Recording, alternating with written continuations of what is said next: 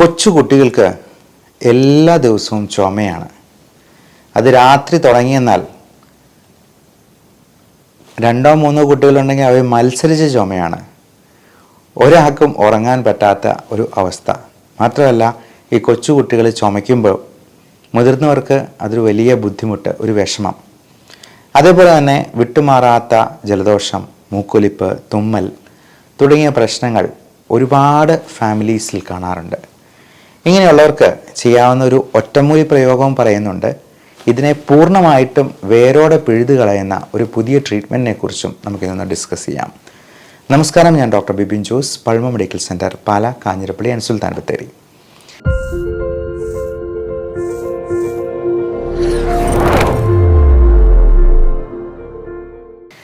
കൊച്ചുകുട്ടുകാരുടെ ഈ തുമ്മലും ജലദോഷവും ചുമയും കഫക്കെട്ടും ഒക്കെ മെയിനായിട്ടും ഉണ്ടാകുന്നത് അലർജി കൊണ്ടാണ്.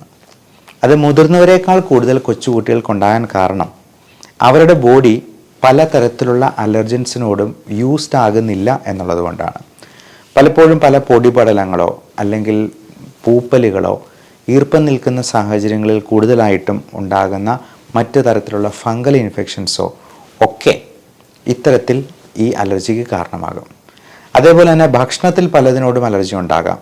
ഇപ്പോൾ ഒരു ചോക്ലേറ്റ് കഴിച്ചെന്നാൽ ശ്വാസമുട്ടലുണ്ടാകുന്ന കുട്ടികളുണ്ട്. അതുപോലെ ഡെയിലി കഴിക്കുന്നതായിട്ടുള്ള പാല്, മുട്ട, അരി, ഗോതമ്പ്, ഇറച്ചി വിഭവങ്ങൾ, മത്സ്യവിഭവങ്ങൾ തുടങ്ങി എന്തിനും ഏതിനും വേണമെങ്കിലും അലർജി ഉണ്ടാകാം. അപ്പോൾ നമ്മൾ എന്ത് ചെയ്യും?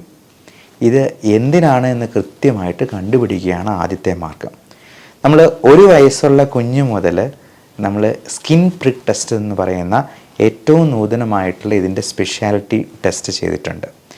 അത് വളരെ സൂത്രത്തിൽ അവർക്ക് ആവശ്യമായിട്ടുള്ള കാര്യങ്ങളെല്ലാം കൊടുത്ത് അവരെ പാസിഫൈ ചെയ്തിരുത്തി ഒരല്പം പോലും വേദന ഇല്ലാതെയാണ് നമ്മൾ ഈ SPT ചെയ്യുന്നത്. കോളം വരച്ച് കുട്ടികൾ കോളം വരയ്ക്കാൻ വേണ്ടി കൈ ഇങ്ങനെ വെച്ച് തരുമോ എന്നൊക്കെ നമുക്ക് സംശയം തോന്നിയേക്കാം.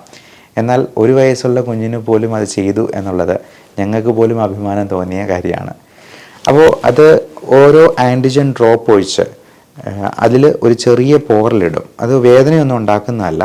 നമ്മൾ 20 മിനിറ്റ് കൊണ്ട് അതിൻ്റെ റിയാക്ഷൻ മെഷർ ചെയ്യുകയാണ് ചെയ്യുന്നത്. അത് ഹിസ്റ്റമിൻ, സലൈൻ എന്നിങ്ങനെ ടെസ്റ്റും കൺട്രോളും ഉണ്ട്.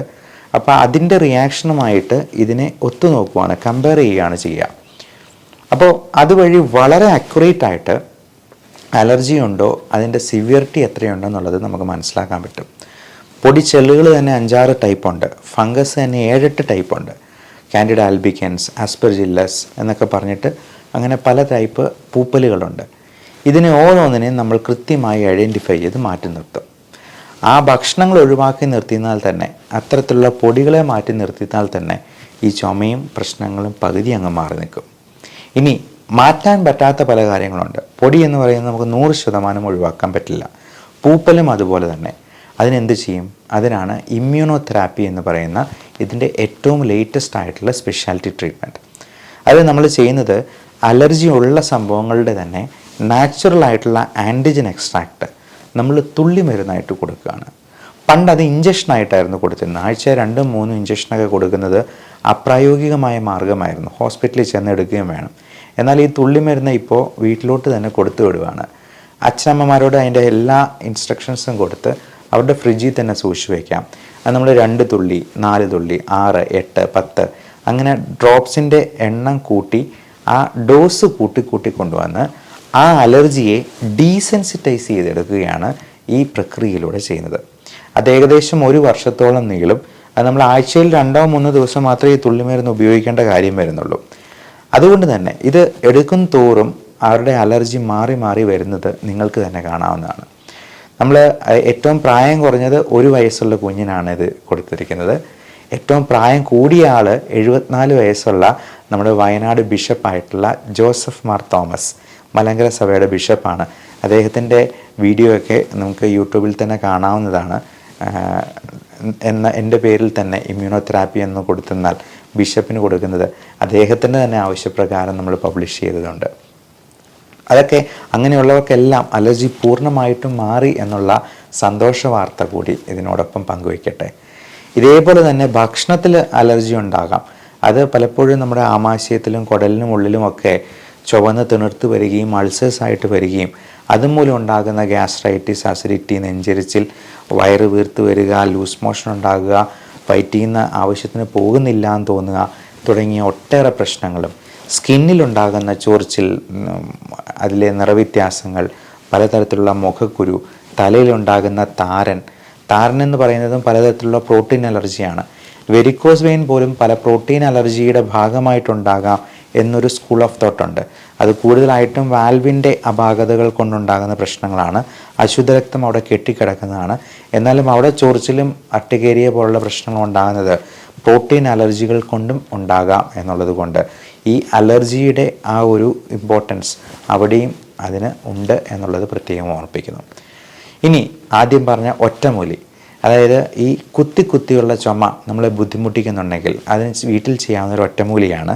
അതിന് 5 കൂട്ടുണ്ട്: ചുക്ക്, കുരുമുളക്, തൃപ്പലി, ജീരകം, കൽക്കണ്ടം. ഇത്രയും സമാസമം എടുത്ത് മിക്സിയിലിട്ട് അടിക്കുക. ഓരോ സ്പൂൺ ഓരോ മണിക്കൂർ ഇടവിട്ട് ആ പൊടി നമുക്ക് അലിയിച്ച് കഴിക്കാം. നമുക്ക് ഈ കുത്തലുണ്ടാകുമ്പോഴത്തേക്കും ഇത് അലിയിച്ച് കഴിക്കുന്നതുകൊണ്ട് അത് ഓരോന്നിനും അതിൻ്റേതായ ഗുണമുണ്ട്. ഒന്നുകൂടി പറയാം: ചുക്ക്, കുരുമുളക്, തൃപ്പലി, ജീരകം, കൽക്കണ്ടം. ഈ 5 കൂട്ടാണ് നമുക്ക് ഈ ഒറ്റമൂലിക്ക് ഉപയോഗിക്കാവുന്നത്. നിങ്ങളൊന്ന് എടുത്ത് പരീക്ഷിച്ച് നോക്കുക. കൊച്ചു കുട്ടികൾക്കൊന്ന് കൊടുക്കുക. കൽക്കണ്ടത്തിൻ്റെയും ജീരകത്തിൻ്റെയൊക്കെ നല്ല ടേസ്റ്റ് ഉള്ളത് കൊണ്ട് അവരും നല്ല സുഖമായിട്ട് തന്നെ അങ്ങ് കഴിച്ചോളും. അത് അലിയിച്ച് കഴിക്കുന്നതോടുകൂടി ചുമയ്ക്ക് ഒരല്പം ശമനം ഉണ്ടാകുമെന്നുള്ളതിൽ തർക്കമല്ല. പക്ഷേ ചുമയുടെ യഥാർത്ഥ കാരണം കണ്ടെത്തി, അത് ചിലപ്പോൾ എന്തെങ്കിലും ഇൻഫെക്ഷൻസ് കൊണ്ടോ ന്യൂമോണിയ കൊണ്ടോ അല്ലെങ്കിൽ മറ്റ് കൂടിയ പ്രശ്നങ്ങൾ കൊണ്ടോ ഒക്കെ ആകാം. ഹൃദയ സംബന്ധമായ പ്രശ്നങ്ങൾ കൊണ്ട് പോലും ചുമയുണ്ടാവാം. പൾമണറി എഡിമ ഉണ്ടാകാം. അതുകൊണ്ട് എന്തുകൊണ്ടാണ് എന്ന് നിങ്ങൾ ഡോക്ടറെ കണ്ടെത്തി അതിന് കൃത്യനിർണയം നടത്തി അത് ചികിത്സിച്ച് ഭേദമാക്കുക തന്നെ ചെയ്യണം. എല്ലാവർക്കും നല്ല ആരോഗ്യം ആശംസിക്കുന്നു. Love and regards, doctor Bipin Jose, Pazhama medical centre, Pala, Kanjirappally and Sulthan Bathery.